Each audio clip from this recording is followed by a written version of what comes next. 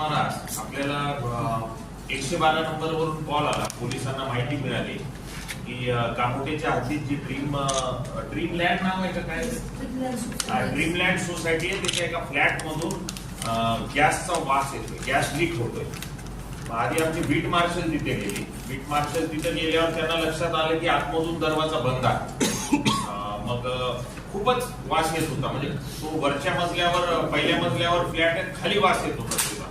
मग त्यामुळे bit मार्शलनी fire ब्रिगेडच्या लोकांना बोलवलं. फायर ब्रिगेडच्या लोकांनी डोअर ब्रेकर नावाचं मशीन असतं, ते दोन्ही चौकटीत घालायचं आणि ते दरवाजा उघडतो तोडफोड न होता. त्या मशीनच्या साह्याने आत प्रवेश केला. आत प्रवेश केल्यावर असं दिसलं की 2 बेडरूम मध्ये 2 मृतदेह आहेत. एक पुरुषाचा होता, त्याचं नाव जितेंद्र जग्गी, तो 45 वर्षाचा, आणि त्याची आईचं नाव गीता जग्गी, ते 70 वर्षाची. हा एका बेडवर पडलेला होता, ती एका बेडवर पडलेली होती. आणि गॅस चालू होता, गॅस सगळा नॉब चालू होता, त्याच्यावर आग नव्हती आणि प्रचंड वास येत होता.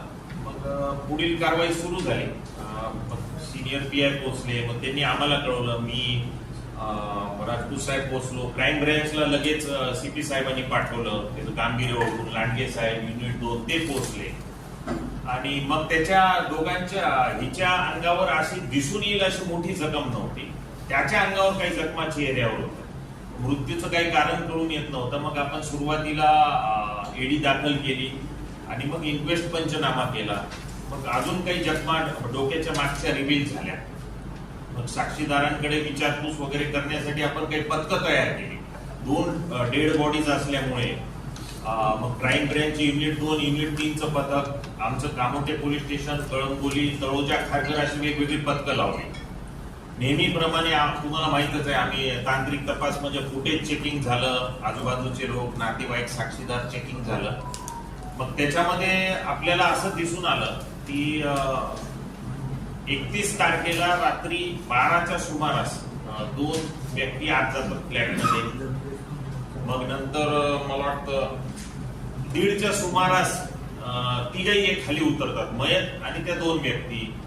मग त्या वेगवेगळं त्याच्या गाडीवर बसून पुढे जातात आणि मग 4:30ला त्या 2 व्यक्ती पुन्हा येतात फ्लॅटच्या खाली आणि हा वेगळा येतो आणि पुन्हा तिघे वर जातात फ्लॅटमध्ये. आणि मग 7:12च्या सुमारास 2 व्यक्ती जे आलेले आहेत अनोळखी, त्या निघून जातात आणि मयत वरच असतो. मग ह्याच्यावरून ऑब्व्हियसली पोलिसांनी कयास काढला की ह्या घटनेचा त्या 2 व्यक्तींशी संबंध आहे. म्हणजे आमच्यातले ते संशयित झाले. मग त्याचं ओळख पटवण्याचं काम होतं. मग आपले कळंबोली